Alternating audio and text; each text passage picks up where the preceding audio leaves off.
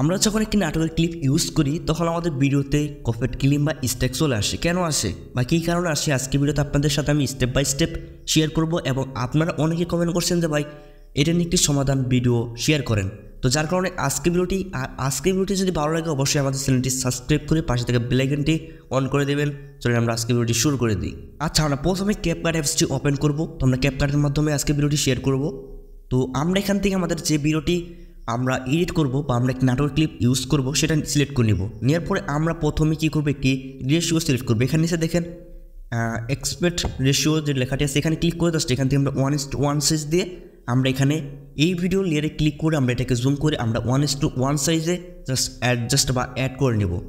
তো যখন আমাদের এই ভিডিওটি অ্যাড করা হয়ে যাবে তখন আমরা এই ভিডিওর ফার্স্ট এবং লাস্ট বা মাঝখানে আমরা এডিট করে আমরা মূলত বা কেটে আমরা এই ভিডিওর যে পার্টটা আমাদের প্রয়োজন নেই সেই পার্টটা আমরা ডিলিট করে দেব।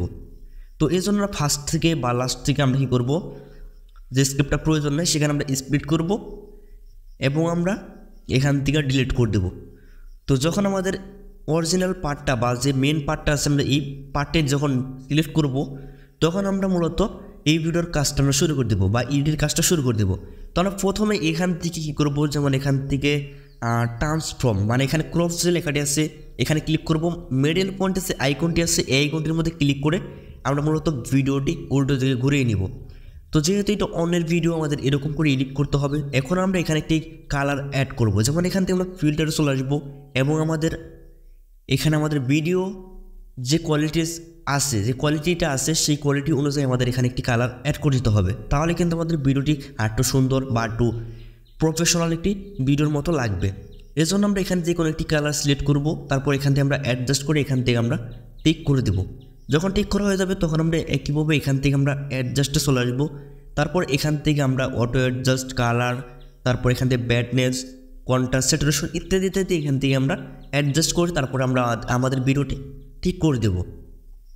যখন ঠিক করা হয়ে যাবে সো এখন আমরা কি করব, যেমন আমাদের এই ভিডিওটি কাটতে হবে। যেমন এটা কিন্তু একটা লেয়ারে কনভার্ট আছে, তো আমাদের এখানে কয়েকটা পার্ট করে করে আমাদের এই ভিডিওটি এক্সট্রাক্ট করতে হবে, মানে আলাদা করতে হবে। এই জন্য আমরা এখানে স্প্লিটে ক্লিক করবো, আমরা এদিকে টান দিয়ে শর্ট করে দেব। তো আমরা এখান থেকে এরকম করে 20 সেকেন্ড হোক বা 1 মিনিট হোক বা যতটুকু আমাদের কাটা প্রয়োজন আমরা এভাবে কাটবো এবং আমরা এদিকে শর্ট করে দেবো। তো এটা কিন্তু কয়েকটা পার্ট হয়ে যাবে এবং আমাদের ভিডিওতে কিন্তু কপিরাইট রিমুভটাও চলে যাবে। সো আমরা কী করবো, এভাবে আমরা সম্পূর্ণ ভিডিওতে অ্যাডজাস্ট করবো এবং আমরা এখান থেকে এক্সপোর্ট হয়ে গেলে আমরা কী করবো, আমাদের ক্যাপকাটে আমরা যে ভিডিওটি এখানে এক্সপোর্ট করলাম সেই ভিডিওটি আমরা অ্যাড করে নেব। আচ্ছা, অ্যাড করার পরে আমরা এখন কী করব, যেমন এখান থেকে আমরা চলে আসবো হচ্ছে ইফেক্টে। সো এখান থেকে আমরা ভিডিও ইফেক্ট, তারপর এখান থেকে আমরা একটি ইফেক্ট অ্যাড করব, যার কারণে আমাদের ভিডিওটি কিন্তু একটি অন্য লেভেলে চলে যাবে। যেমন এখান থেকে আমরা লেন্সেস চলে আসছি, এখান থেকে আমরা স্মার্ট শার্পেন, 4K HDR2 এরকম কিন্তু অনেকগুলো ইফেক্ট পেয়ে যাবো। এখান থেকে আমরা স্মার্ট শার্পেনটা ক্লিক করব।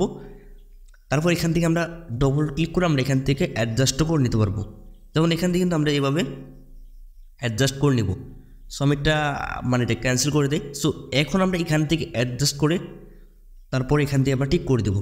সো ঠিক করে হয়ে গেলে এখন আমরা কি করব, এই ভিডিওতে মিউজিক বা ভলিউমটা আছে এই ভলিউমটা কিন্তু আমাদের অফ করে দিতে হবে। যদি আমরা ভলিউমটা অফ করে দিই তাহলে কিন্তু আমরা কিছু শুনতে পারবো না। কিন্তু আমাদের এই ভিডিওতে কিন্তু আমি 100% গ্যারান্টি কখনো কপিরাইট ক্লেম বা স্ট্রাইক আসবে না। আর যদি আমরা ভলিউমটা রাখি তাহলে বছর 6 মাস পর কপিরাইট ক্লেম বা স্ট্রাইক আসতেও পারে। এই জন্য আমরা আরেকটু কাজ করব, যেমন এটার ভলিউমটা রাখবো। রাখার পরে আমরা কী করবো, এই ভলিউমের মধ্যে আমরা একটি ভয়েস ইফেক্ট অ্যাড করব। যেমন এখান থেকে অডিও ইফেক্ট, তারপর এখান থেকে আমরা একটি ইফেক্ট সিলেক্ট করে আমরা এখান থেকে অ্যাডজাস্ট করে নেব। এটা যে কোনো ইফেক্ট আপনাদের আর কি এই ভিডিওর ভয়েস অনুযায়ী আপনারা অ্যাডজাস্ট করে নেবেন। সো আপনারা ইচ্ছা মতো এখানে অ্যাড করে নেবেন। আচ্ছা, এখন আমরা কী করবো, এই ভিডিওতে যে একটি ব্যাকগ্রাউন্ড মিউজিক আছে এই মিউজিকটা অ্যাড করেছে আমরা কী করবো, সরাসরি ইউটিউবে চলে আসবো। এখান থেকে লফি সং লিখে সার্চ করবো বা আপনি সুন্দরভাবে একটি টাইটেলও লিখে দিতে পারেন যে মিউজিকটা প্রয়োজন।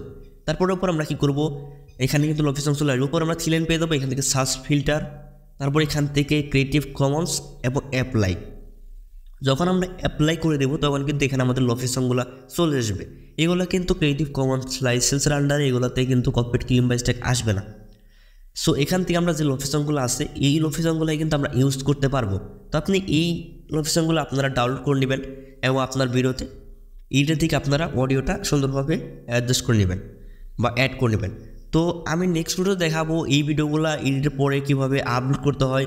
তো আমি এই ভিডিওটি নেক্সট ভিডিওতে আমি আপলোড করে দেখাবো, কারণ এই ভিডিওটি অনেক লং হয়ে যাবে। তো নেক্সট ভিডিওটি দেখার জন্য আর কি আজকে চ্যানেলটি সাবস্ক্রাইব করে রাখবেন। তো আজকে ভিডিও পর্যন্ত, ভিডিওটি ভালো লাগে অবশ্যই চ্যানেলটি সাবস্ক্রাইব করে পাশে থাকবেন। ধন্যবাদ।